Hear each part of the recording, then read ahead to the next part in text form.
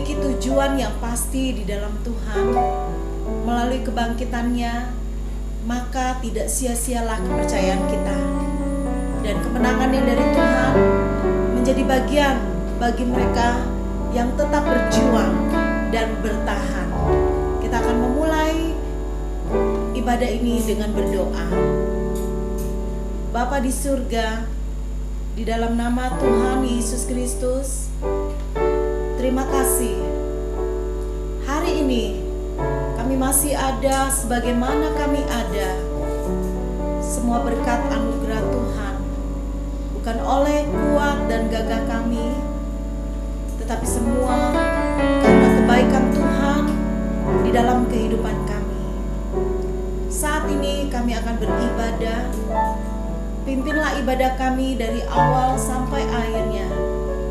Berkati kami, kehadiran-Mu boleh kami rasakan, kekuatan Roh Kudus dinyatakan di dalam kehidupan kami, sehingga ketika kami beribadah, kami merasakan dan mengalami Tuhan di dalam kehidupan ini.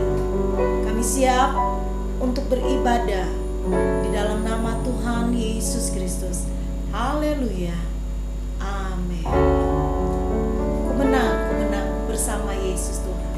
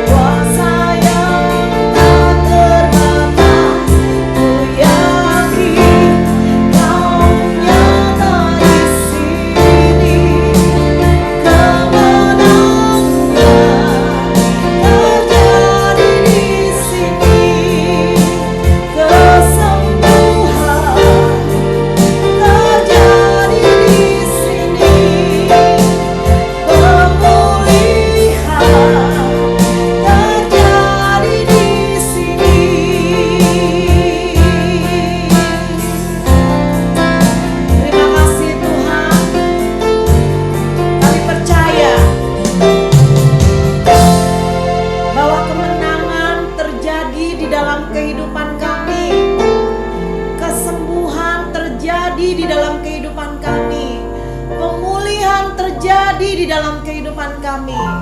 Mujizat Tuhan terjadi dalam kehidupan kami.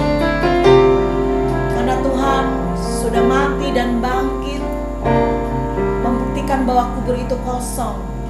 Dan kepercayaan kami di dalam Tuhan tidak menjadi sia-sia. Kami harus terus menguatkan kepercayaan kami kepada Tuhan dengan kami mendengar firman-Nya. Firman timbul dari pendengaran akan firman Tuhan. Oleh sebab itu, berkati hamba-Mu yang akan menyampaikan kebenaran firman Tuhan. Berkati kami semua yang akan menerima dan mendengar kebenaran firman Tuhan. Berikan kami telinga seorang murid yang baik, hati yang penuh dengan kerendahan hati untuk menerima firman itu. Dan kami mau melakukan firman itu di dalam hidup ini, supaya kami menjadi anak-anak Tuhan yang berbahagia dan mengalami kemenangan dari Tuhan. Terpujilah nama Tuhan Yesus. Di dalam nama Tuhan Yesus kami berdoa dan siap untuk terima firman Tuhan. Semua yang siap untuk mendengar firman Tuhan, katakan bersama-sama, amin.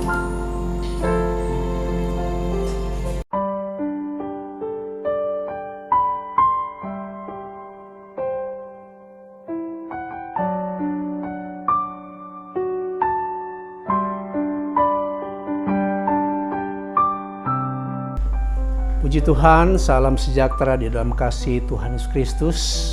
Haleluya. Ya, oleh kemurahan Tuhan kembali lagi kita beribadah kepada Tuhan Yesus Kristus lewat ibadah online ini. Kita sudah memuji-muji Tuhan, menyembah Tuhan, hati Tuhan disenangkan. Di momen Paskah ini biarlah tetap kita menjadi orang-orang yang menang karena Yesus sudah bangkit dari antara orang mati. Dia mengalahkan maut dan kebangkitannya merupakan satu kemenangan buat orang-orang yang percaya kepada Tuhan Yesus Kristus. Nah, saudara-saudara, hari ini atau minggu pagi ini saya akan berbicara tentang tema kita di bulan, karena di bulan April ini berbicara tema kita adalah menjadi pemenang. Ya, sekali lagi tema kita menjadi pemenang. Saya akan ambil di dalam kitab Efesus 5 ayat yang ke-16 dan 17. Dan pergunakanlah waktu yang ada karena hari-hari ini adalah jahat. Ayat yang ke-17, sebab itu janganlah kamu bodoh, tetapi usahakanlah supaya kamu mengerti kehendak Tuhan. Nah, Rasul Paulus mengajar kepada jemaat sekalipun memperingati kepada jemaat Efesus supaya mereka hati-hati, supaya mereka menjadi hidup seperti anak-anak terang. Mereka memiliki terang itu, karena saya percaya setiap orang yang percaya dan menerima Yesus dan firman ada dalam hidupnya, dia senantiasa hidup dalam terang, bukan lagi hidup di dalam kegelapan. Karena di dalam Yesus, karena Yesus itu adalah sumber terang itu. Amin, saudara. Sekali lagi, Yesus itu adalah sumber terang itu. Jadi kalau saudara hidup di dalam Tuhan, saudara mengerti akan kehendak Tuhan, belajar untuk firman Tuhan, diterangi oleh firman Tuhan, saudara pasti tidak akan hidup di dalam kegelapan, melainkan hidup dalam terang. Kalau berbicara hidup dalam terang, berarti kita menjadi berkat, menjadi saksi, bahkan pun kita menjadi pemenang di dalam segala perkara. Nah, saudara-saudara, di dalam ayat ini berbicara tentang dan pergunakanlah waktu yang ada, saudaraku. Karena hari-hari ini adalah jahat, saudaraku. Nah, hari-hari ini adalah jahat. Nah, jahat bukan saja orang-orang yang melanggar hukum secara pidana. Ya, memang itu jahat. Tetapi ada jahat-jahat yang tidak bisa dijangkau oleh hukum pidana. Tetapi ada jahat yang bersifat rohani. Roh, misalnya apa? Kebencian, ya, sombong, itu jahat. Ya. Kemudian fitnah, ya, dan lain-lain sebagainya. itu jahat secara rohani, ya, sombong dan lain sebagainya. Jadi kita lihat di sini, kalau kita perhatikan firman Allah sedang digenapi karena hari-hari ini adalah jahat. Ya, kita lihat beberapa di dunia yang kita lihat perhatikan dengan di seluruh berbagai macam penjuru, ya, peperangan, ya, pemberontakan dan lain sebagainya. Itu kejahatan, dan tentunya kejahatan ini bukan berasal dari Allah, tetapi yang menyebabkan kejahatan muncul itu karena disebabkan oleh pengaruh daripada kuasa kegelapan. Ya, pengaruh daripada kuasa kegelapan. Nah, kita tahu bersama bahwa iblis, ya, dia kerja setiap hari, ya, untuk menghancurkan setiap orang-orang percaya, setiap orang-orang yang ada di dalam Tuhan. Ya, dia senantiasa berkeliling, dia senantiasa mencari celah, ya, dia senantiasa mencari titik kelemahan daripada setiap orang-orang percaya. Ya. Sebab itu, saudara,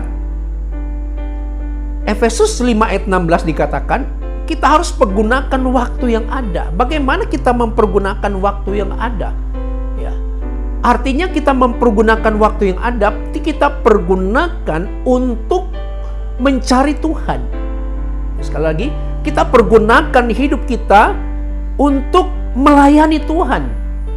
Kita pergunakan waktu yang tersisa ini untuk kita mengkoreksi akan kehidupan saudara dan saya. Yaitu pergunakan waktu. Beberapa waktu yang lalu saya sudah katakan tentang kita harus mempergunakan waktu itu, ya, kesempatan itu, saudara, karena waktu itu tidak akan terulang lagi, terus akan berjalan seperti bumi, dia berputar terus tidak akan berbalik lagi, ya, terus dia akan berputar, begitulah dengan kehidupan kita. Kehidupan kita adalah sesuatu dalam perjalanan hidup, ya. Nah, di dalam perjalanan hidup ini kita tidak tahu apa yang akan kita alami nanti, saudaraku. Kita tidak tahu akan besok dan seterusnya apa yang kita alami.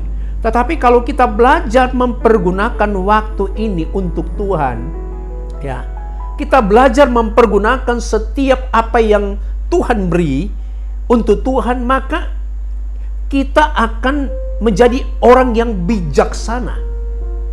Nah, Alkitab sudah menjelaskan di sini, karena hari-hari ini, kalau berbicara hari-hari, berarti setiap hari kita berhadapan dengan si jahat. Setiap saat kita berhadapan dengan situasi yang sulit, bukan saja jahat, tetapi kita melihat kondisi bumi, kondisi yang sedang terjadi. Ya, kita lihat di berbagai belahan bumi, bukan saja belahan bumi, di Indonesia kita melihat bencana-bencana alam baru-baru ini, ya, sedang luar biasa terjadi di bagian timur sana, di NTT, ya, Alor dan lain sebagainya, ya. Terjadi bencana alam, Anting Puting Beliung, terjadi bencana banjir dan banjir bandang. Nah, saudara-saudara, nah ini yang membuat manusia mengalami suatu ketakutan, mengalami suatu hal yang sangat seolah-olah manusia itu mengalami jalan buntu, saudara-saudaraku.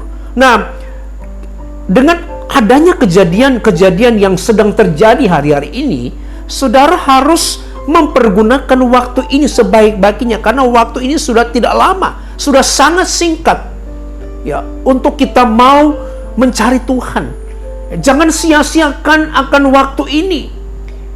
Tetapi waktu yang Tuhan berikan kepada saudara dan saya, ya, di hari-hari yang jahat ini, ya, mari kita gunakan untuk kemuliaan bagi nama Tuhan. Nah, bagaimana, perhatikan, bagaimana kita menghadapi hari-hari yang jahat ini, ya? Karena kita melihat dunia ini, tadi saya sudah katakan bahwa jahat. Nah, bagaimana kita menghadapi semua ini? Bagaimana kita menangkal hal-hal yang jahat ini? Tentunya cuma satu, untuk kita tetap di dalam Tuhan. Tetap kita di dalam Tuhan. Kita baca lagi di dalam Roma 8 ayat yang ke-37. Tetapi dalam semuanya itu, kita lebih daripada orang-orang yang menang oleh Dia yang telah mengasihi kita. Ya, ini kita harus yakini. Setiap orang yang percaya, setiap orang yang mengasihi Tuhan, dia harus mengenal sungguh-sungguh, dia harus mencapai suatu kemenangan. Ya, kemenangan. Nah, ini penting sekali. Ya, jadi perhatikan, tetapi di dalam semua itu kita lebih daripada orang-orang yang menang. Amin. Kenapa kita orang-orang yang menang? Karena Yesus sudah mengalami kemenangan. Orang yang punya firman, orang yang punya Roh Kudus, ya, saya percaya dia akan mengalami kemenangan. Ya, memang seringkali kita jatuh bangun. Nah, menjadi pertanyaan, kenapa setiap orang percaya, ya, mengiri akan Tuhan selalu jatuh bangun? Karena dia tidak pegang baik-baik firman itu. Dia tidak pegang baik-baik apa yang Tuhan percayakan. Roh Kudus yang ada dalam hidupnya, dia tidak pegang. Ya. Siapapun di dalam tokoh-tokoh Alkitab, kecuali Henokh, ya. Henokh, ya. Selain Henokh, semua pernah alami kegagalan. Karena Henokh ini dia bergaul dengan Allah selama 300 tahun. Ya. 300 tahun atau 350 tahun. Dia bergaul karib. Ya, sehingga apa? Saking dia bergaul karib, ya, kepada Allah, dia diangkat hidup-hidup, langsung bertemu dengan Tuhan. Luar biasa kan? Elia tetap ada salahnya, sekalipun dia nabi. Ya, saudaraku. Dan juga yang lain-lain juga. Tetapi kita melihat di sini, ya, ketika orang-orang jatuh di dalam satu kesalahan, dia bangkit. Dia menyesal seperti Daud. Nah, kita tidak akan membahas itu, tetapi kita mau berbicara tentang kita ini adalah orang-orang yang menang. Ya. Oleh karena apa? Dia di sini Yesus yang telah mengasihi kita. Lewat apa? Lewat karya salib, lewat karya penebusan, dan lewat kebangkitannya. Karena kebangkitannya memulihkan, kebangkitannya membuat kita oleh kemenangan yang luar biasa. Ya, ketika Yesus mati hari Minggu kemarin, saya sudah katakan bahwa ketika Yesus mati, murid-murid tergoncang iman mereka. Mereka tergoncang. Kenapa mereka tergoncang? Saya sudah katakan karena mereka tidak fokus, ya, tidak sungguh-sungguh menyimpan firman itu yang Yesus katakan.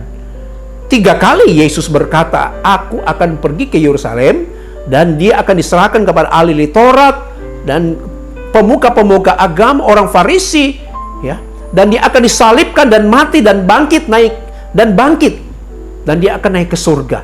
Tetapi mereka tidak mengenal, tidak sungguh-sungguh percaya kepada Tuhan, hanya sebatas mendengar.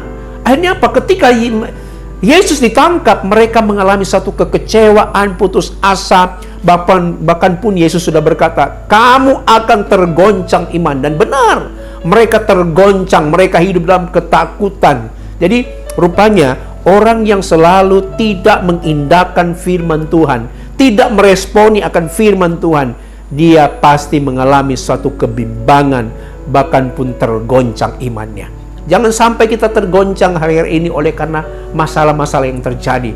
Semakin kita dekat kepada Tuhan, semakin kita melekat, semakin kita sungguh-sungguh mencari Tuhan, maka iman kita kuat dan kita tidak mudah tergoncangkan dengan segala apapun. Baik pengajaran-pengajaran palsu, baik pengajaran-pengajaran yang tidak sesuai dengan Alkitabiah, kita bisa menangkalnya. Karena apa? Kita ada firman Tuhan. Nah, saudara-saudara, perhatikan baik-baik, ya.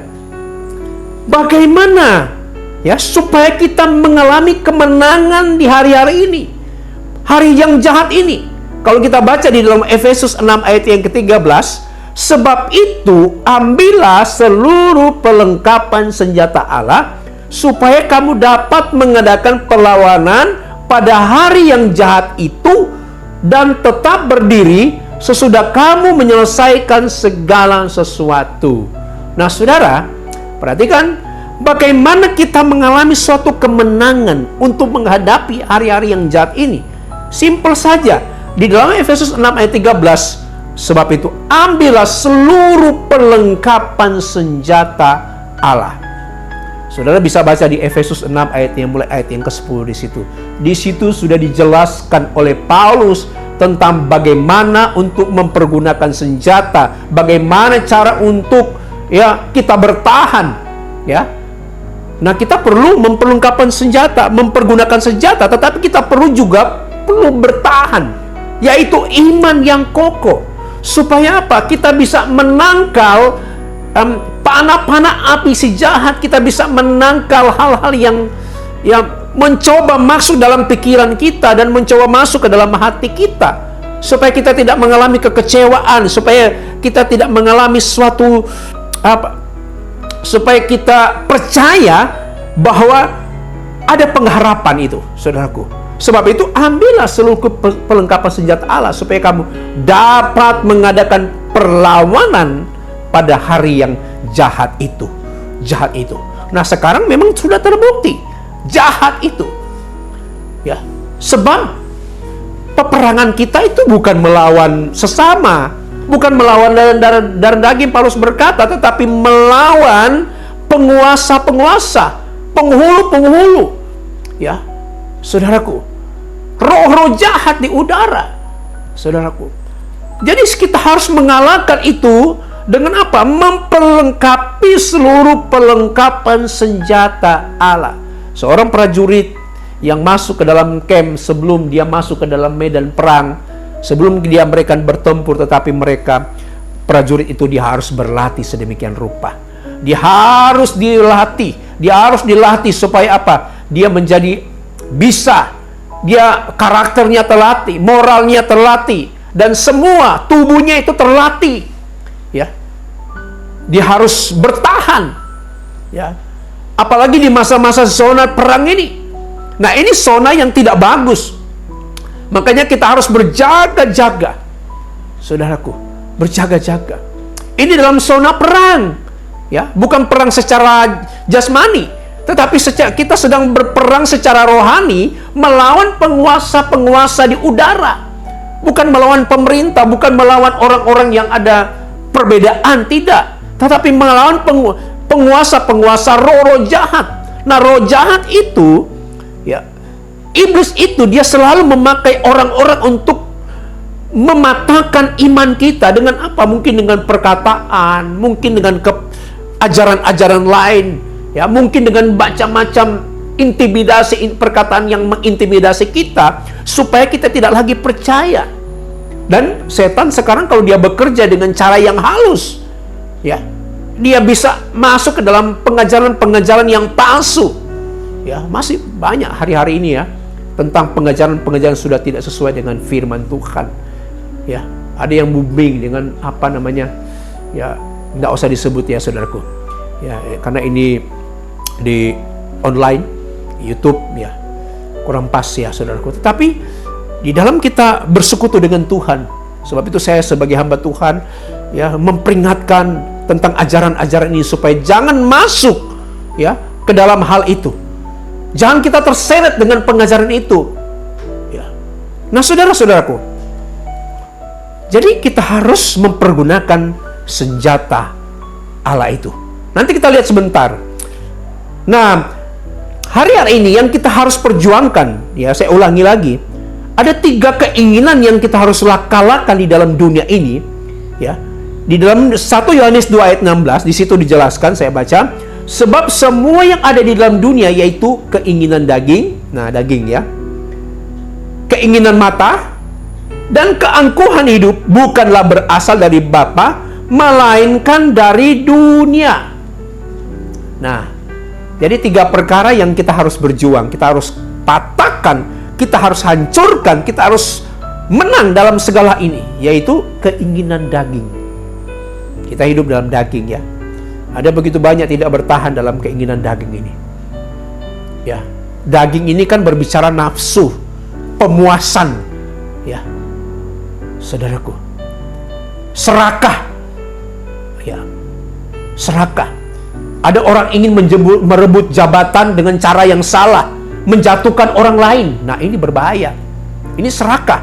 Ini daging, saudaraku. Ya, ada orang ingin memfitnah orang lain supaya dia dapat jabatan di kantor. Ya, dia berusaha untuk menjatuhkan seseorang dengan kelicikannya. Ini satu nafsu supaya dia bisa diangkat. Nah, ini berbahaya, saudara-saudaraku. Ya, jadi keinginan daging, kemudian ada satu keinginan mata. Ya, banyak orang jatuh karena keinginan mata. Ya, ada orang bilang dari mata turun ke hati dan diolah dalam pikiran. Itu yang kita harus perjuangkan, mata itu. Kita punya mata. Ya, kita melihat segala sesuatu, baik yang tidak baik maupun yang baik. Tetapi saya mau kasih tahu kepada saudara, kalau kita punya firman, kalau kita punya roh, ya, Roh Kudus, maka kita tidak bisa tergoyahkan dengan keinginan mata ini. Daud jatuh karena keinginan mata, padahal dia orang yang diurapi. Ya, saudara-saudara, tidak sedikit banyak orang, ya, yang jatuh karena mata. Ya. Kemudian yang ketiga, perhatikan keangkuhan hidup. Ini berbicara tentang kesombongan. Orang kalau sudah punya jabatan, kalau sudah jadi berkati Tuhan, kalau sudah dia punya segala hal, itu rentang sekali dengan satu keangkuhan hidup. Saudaraku, gelar juga bisa dia angku. Ya, mulai meremehkan hamba-hamba Tuhan yang lain. Ya, karena dia merasa, oh, dia hebat. Ya, dia punya pengetahuan firman Tuhan yang hebat. Ya, sehingga pendeta-pendeta yang biasa-biasa itu ya tidak direken, saudaraku, ya. Ya. Ada beberapa hal yang saya lihat di tempat yang lain, ya. Mau ketemu pendeta aja lewat jalur, ya. Ya, kayak apa namanya? Ketemu hamba Tuhan besar, yaitu lewat ini. Bahkan pun ada yang sampai ada bodyguard, ya, saudaraku. Ini berbahaya, saudaraku. Karena sudah terjerat dengan keangkuhan hidup, saudaraku. Padahal mereka tidak sadari mereka adalah hamba-hamba Allah. Ya. Keangkuhan hidup. Apalagi kalau sudah besar, ya. Dia tidak mau kalau diundang pembicara, dia tidak mau kalau hotel yang biasa. Harus high class, saudaraku. Yesus dia melayani Tuhan di berbagai tempat. Dia tidak pesan hotel, dia tidak pesan ini. Ya, ini banyak sekali sudah terjadi perbedaan, sudah terjadi pergeseran iman, terjadi pergeseran keangkuhan hidup. Sehingga apa? Kita lihat banyak yang terjadi akibat keangkuhan hidup ini, orang jatuh. Tetapi kita melihat satu contoh yang luar biasa. Yesus ketika dicobai, ketika dia dibaptis, dia penuh dengan Roh, kemudian Rohnya membawa, ya, dia ke padang gurun. Di situ dia berpuasa 40 hari, 40 malam, kemudian dia merasa lapar, kemudian datanglah si iblis pencoba. Dia mulai mencoba Yesus. Ya, tetapi kita melihat 3 hal dia mencoba Yesus, tetapi kita melihat Yesus mencapai kemenangan. Disuruh batu menjadi roti. Ya. Disuruh menyembah Tuhan, disuruh Iblis berkata, kalau saudara baca di dalam Injil Matius 4 ayat 1 sampai 11, di situ dijelaskan ada 3 ya tawaran-tawaran yang diberikan oleh iblis tentang disuruh batu menjadi roti. Wah, Yesus bisa enggak? Bisa, tetapi dia tidak mau nurut kepada perintah iblis. Ya. Yesus bisa lakukan saja. Kemudian dia bawa ke atas bumbungan bait Allah, perhatikan, ya. Kemudian iblis berkata, ada tertulis, ya. Suruh jatuhkan di atas bumbungan bait, ada nanti malaikat yang akan menantang, ya, ya kan, istilahnya akan menolong. Nah, tapi Yesus cuma berkata pakai firman, ada tertulis jangan mencobai Tuhan. Yang terakhir, ya, dia membawa satu tempat, ya, di satu gunung. Dia memperlihatkan kerajaan dunia, bahwa aku akan memberikan kerajaan ini kepada kamu, kepada Yesus, asal disuruh menyembah iblis. No, iblis tidak mau. Jangan sampai kita tergiur dengan tawaran-tawaran, ya, hari-hari ini. Ya, jangan sampai, saudaraku. Ya, jangan sampai. Ada begitu banyak, ya, istri-istri yang tergoda dengan laki-laki yang lain, saudaraku. Karena tawar, ayo ikut saya, nanti saya kasih jaminan ini. Dia rela meninggalkan pasangan hidupnya yang biasa-biasa. Akhirnya apa? Setelah dia pergi, dia baru sadar dia sudah diintimidasi. Dia sudah diintimidasi oleh iblis. Nyesal, saudaraku. Karena tawaran dunia itu membuat orang terlena. Tetapi kita lihat di sini, Yesus dia mengalami suatu kemenangan. Begitu juga dengan kita, keinginan mata, keinginan daging, dan keangkuhan hidup kita harus tanggalkan itu. Kita harus mencapai kemenangan. Nah, kita lihat di sini dengan cepat saja bagaimana syarat kita menjadi pemenang. Ya. Yang pertama di sini, kalau kita baca di dalam Mazmur 37, serahkanlah hidupmu kepada Tuhan dan percayalah kepadanya, dan Ia akan bertindak. Hal yang pertama, supaya kita mengalami kemenangan, ya, kita tidak mengalami kekalahan. Yang pertama, kita harus menyerahkan hidup kita kepada Tuhan. Ketika engkau percaya, ketika engkau bertobat, ketika engkau terima Yesus, belajar mempercayakan diri, serahkan hidupmu kepada Tuhan. Biarlah firman Tuhan yang membentuk saudara, biarlah Yesus yang membentuk kita, Yesus yang mengajar kita. Ya, Yesus yang mengajar kita. Ya. Amin, saudaraku. Serahkanlah hidup. Alkitab berkata, ketika kita menyerahkan hidup kepada Tuhan, Dia akan bertindak.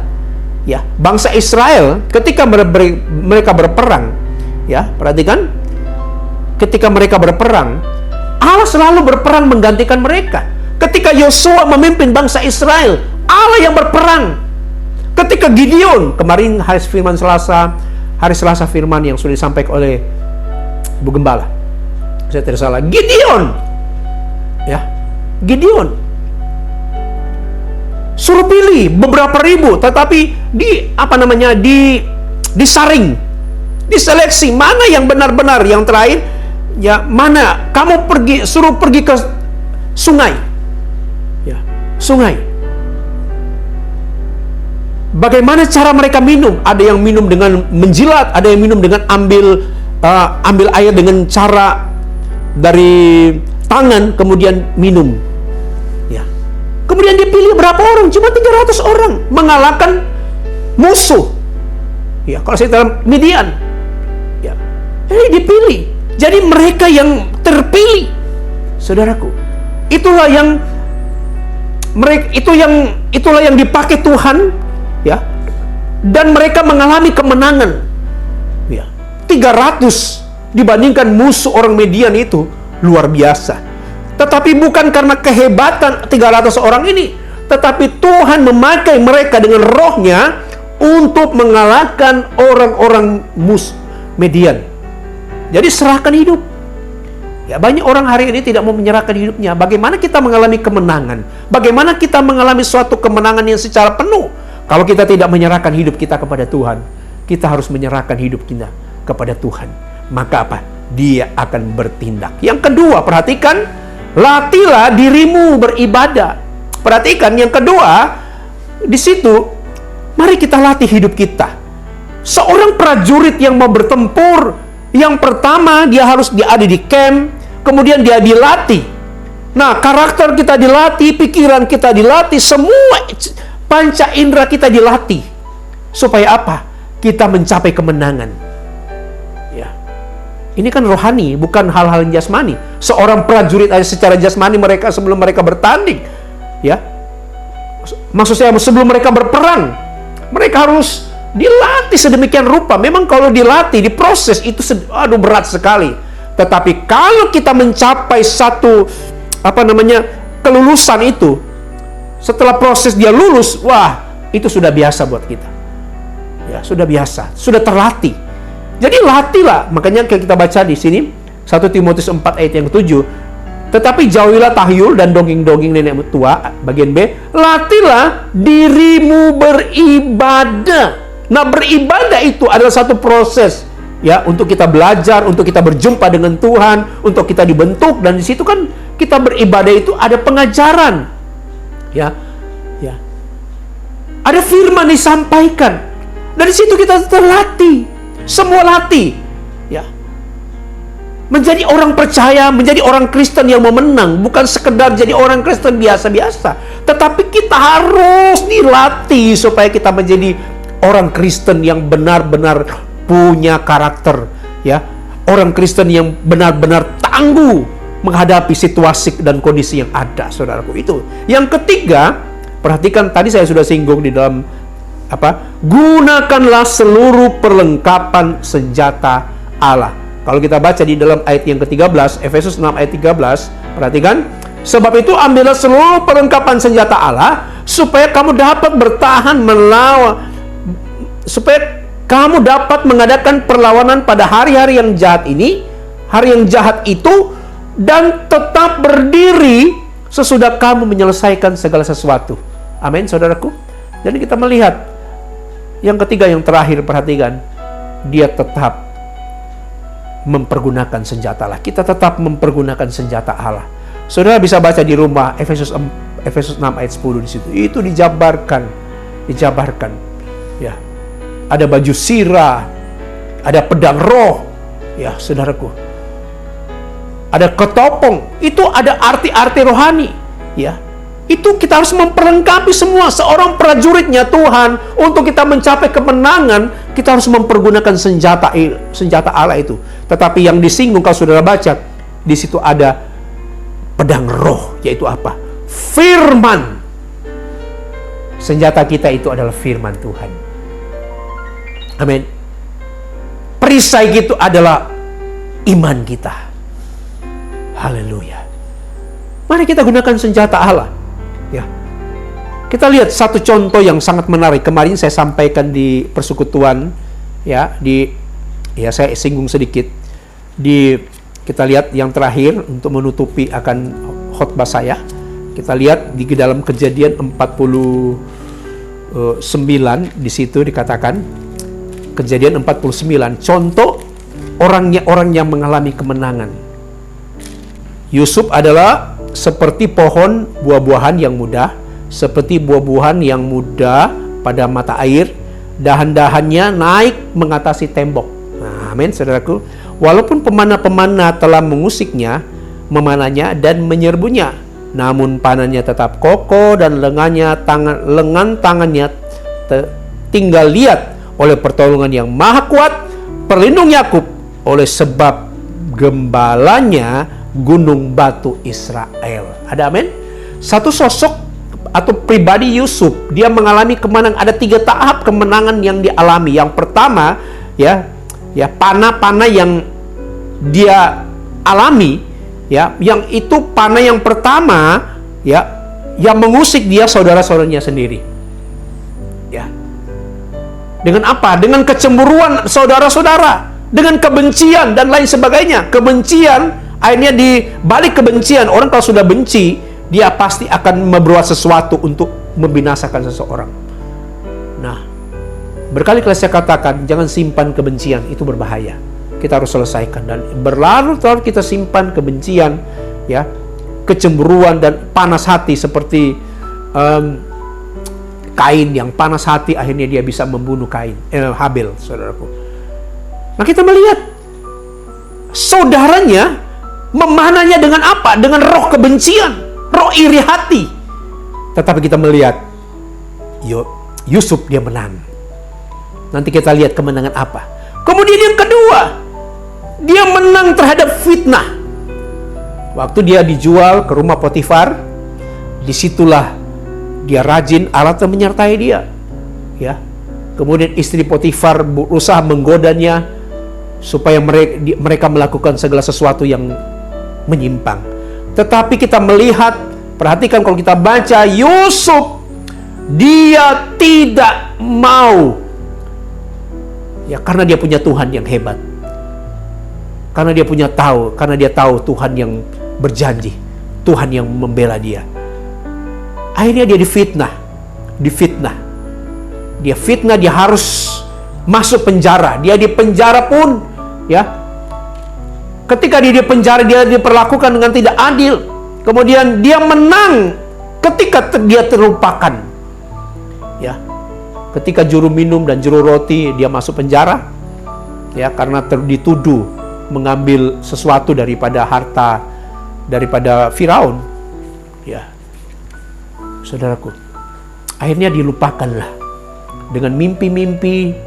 Ya, dia terjemahkan mimpi itu dari juru roti dan juru minum, yang satu dihukum, yang satu dikembalikan, ya, kembali fungsinya masing-masing dia, saudaraku. Tetapi dia dilupakan, ya sudah. Tetapi meskipun dia dilupakan, Tuhan tidak pernah melupakan dia. Amin. Tuhan tidak pernah melupakan. Mungkin banyak orang-orang yang sudah lupa sama kita, sudah tidak reken sama kita. Tetapi ingat baik-baik, Allah kita adalah Allah yang tidak pernah lupa akan ketika kita berbuat sesuatu yang terbaik buat Tuhan. Nah saudara, intinya saudara, ketika saat-saatnya dia diangkat oleh Tuhan, ya, dia menjadi orang kedua di Mesir. Perhatikan apa yang dia lakukan. Seharusnya ketika dia mempunyai kuasa, dia berhak untuk membalas. Tetapi kita melihat, saya percaya ketika istri Potifar memfitnah dia merasa ketakutan, dia gemetar karena dia sudah jadi penguasa. Tetapi Yusuf sama sekali dia tidak melakukan itu membalas. Dia mengampuni. Betul. Begitu juga dia terlupakan di penjara. Dia tidak melakukan hal-hal yang. Terlebih saudara-saudaranya yang sudah menjualnya, ya, sudah menjual. Tapi kita melihat Yusuf, dia punya roh pengampunan. Dia cuma berkata, justru dengan kamu mereka-rekakan aku, justru ada rencana Tuhan. Untuk apa? Menyelamatkan satu bangsa. Ya, menyelamatkan satu bangsa yang besar nanti. Ada amin saudaraku. Dia menang 3 hal ini. Menang terhadap apa? Kebencian. Menang terhadap fitnah. Ya, dia menang terhadap ketika dia dilupakan. Ya, karena apa? Kenapa dia menang? Karena dia punya firman. Ya, firman yang sudah diajarkan oleh Yakub. Ya, Yakub. Ya, sudah diajarkan oleh Yakub. Sehingga apa? Dia tetap pegang janji itu. Dia pegang janji daripada Abraham, Allah Ishak, Allah Abraham, Allah Ishak, dan Allah Yakub. Itu pasti dia dengar, dia renungkan itu, bahwa bangsa yang akan diberkati nanti. Sebab itu Yusuf dia melakukan itu dengan sukacita yang luar biasa. Amin saudaraku. Jadi saudara-saudara, mari sama-sama kita menjadi pemenang. Ya, memang untuk mencapai kemenangan itu tidak mudah. Tetapi kalau kita belajar untuk menyerahkan hidup kita kepada Tuhan, kalau kita rela diri kita dilatih Tuhan, kalau kita mempergunakan senjata itu, kita pasti akan mencapai kemenangan. Tuhan Yesus memberkati. Segala puji dan hormat hanya untuk Tuhan. Jangan lupa pada sore hari ini kita akan kembali beribadah kepada Tuhan. Mari sama-sama kita meresponi supaya kita mencapai kemenangan demi kemenangan. Tuhan Yesus memberkati kita. Mari sama-sama kita berdoa. Bapa di surga, Bapa dalam nama Yesus Kristus, kami bersyukur karena Engkau sudah berkati kami lewat ibadah online ini, lewat firman yang kami sudah sampaikan, hamba sampaikan. Biarlah hari-hari ini kami tetap menjadi pemenang. Karena kami tahu ketika kami menjadi pemenang, kami memiliki janji Tuhan. Ada begitu banyak, meskipun hari-hari ini jahat, hari-hari yang kita lihat sudah dunia ini semakin tidak menentu, tetapi orang yang penuh dengan firman, orang yang senantiasa hidup benar, orang yang senantiasa menyerahkan hidupnya kepada Tuhan, Tuhan akan membuat satu perbedaan Tuhan.